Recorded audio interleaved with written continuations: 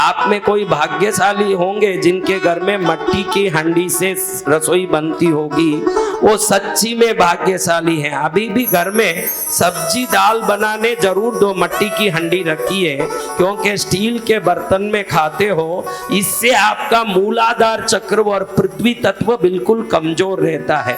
और आपको बोलूं कि मूलाधार चक्र और पृथ्वी तत्व को जगाने के लिए योग साधना करो, आप कर पाओगे? सिर्फ मिट्टी की हांडी से भोजन करने मात्र से शरीर में पृथ्वी तत्व बलवान होता है ना। जब पृथ्वी तत्व बलवान होता है, आपके जबान का वजन हो जाता है, कोई भी बात करो ताकत होती, और भोजन में भी स्वाद बहुत जोरदार होता है। इधर कोई नहीं क्या मिट्टी की हांडी में भोजन बनाने वाले? थोड़ा हाथ उठाओ। 2-3 हैं, बस 3 बहनें हैं। कितनी हैं? 3 बहनें बना रही है, बाकी सब बहनें स्टील में बना रही है, लोहे में। काट खाने वाले लोहे से चीजें बनाएं, वो लोहा हमको क्या शक्ति देगा? 2 हांडी रखी है, ज्यादा नहीं। रोटी तवे में बनाइए, जो चीज जिसमें बनाना बनाइए, मेरा आदेश पालन कीजिए। दाल और सब्जी हांडी में बनाइए, स्वाद भी बड़ा रहेगा, लेकिन वो मिट्टी का जो रस भोजन में उतरता है ना, आपका पति जहां भी बात करेगा उसका काम पूरा होगा, आपको वो सहयोग करना पड़ेगा। पति की उन्नति में आप साथ जाके व्यापार तो नहीं कर सकते, लेकिन भोजन करते समय भोजन को प्रार्थना तो कर सकती हो कि हे अन्नपूर्णिमा, ये भोजन उनके पेट में जो जा रहा है उनको बुद्धि बल बढ़ाने वाला बने, उनका आरोग्य बढ़ाने वाला बने, वो जहां जाए वहीं विजयी हो जाए, मेरे बच्चे अच्छे से पढ़े, मेरे परिवार में सुख हो। इतनी प्रार्थना करके रसोई बना ले तो रसोई स्वयं दवाई बन जाए, दवाई की क्या जरूरत।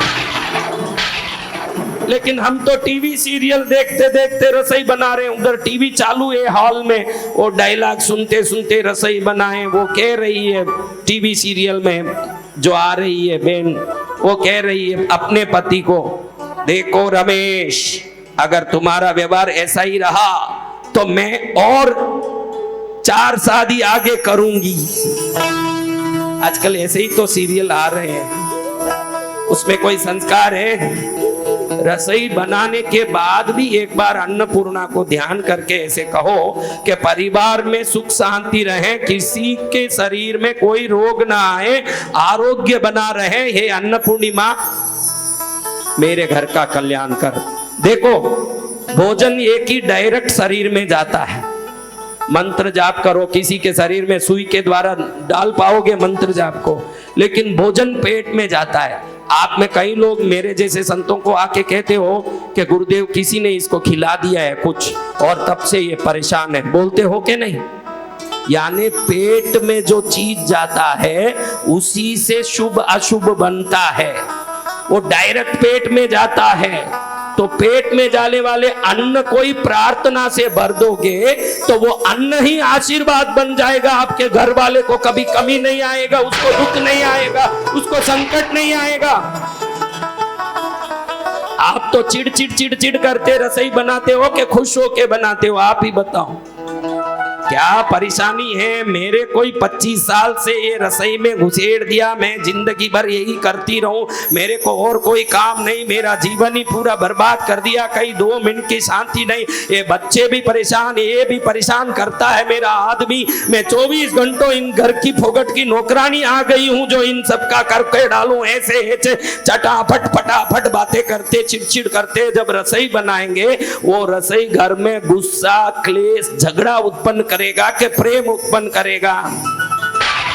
अगर आपको घर में रहना ही है, काम करना ही है, तो ये समझ लो कि वो आपकी जिम्मेदारी बन गई है, उसको प्रेम से निभाओ। घर ही खुश रहेगा, घर ही शांति का बनेगा, घर ही प्रेम का बनेगा। और रसोई को ही बनाते समय प्रार्थना करते बनाइए, दवाई बन जाए रसोई। क्या बन जाए?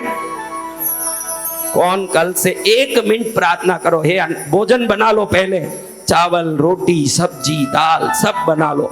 बनाने के बाद हाथ जोड़ के बोलो, ये अन्नपूर्णिमा ये सब वस्तु दवाई बने, ये सब वस्तु आशीर्वाद बने, ये सब वस्तु प्रसाद बने, मेरे घर वालों का हर काम हो, मेरे बच्चों की अच्छी पढ़ाई हो, किसी का ग्रह खराब हो, सब ठीक हो जाए, प्रार्थना करके फिर खिलाओ।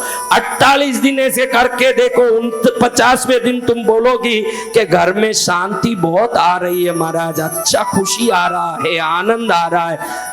रसोई में ताकत है क्योंकि वो पेट में जाता है। उस समय जो सोच के बनाओगी वो तरंग उस रसोई में घुसेगा। अगर गुस्से का तरंग डालोगी तो भोजन रोग उत्पन्न करेगा, प्रार्थना का तरंग डालोगी तो भोजन आशीर्वाद बन जाएगा। आपको क्या करना है आप ही देख लो, क्या करना है। लड़ते झगड़ते रसोई बनाना है।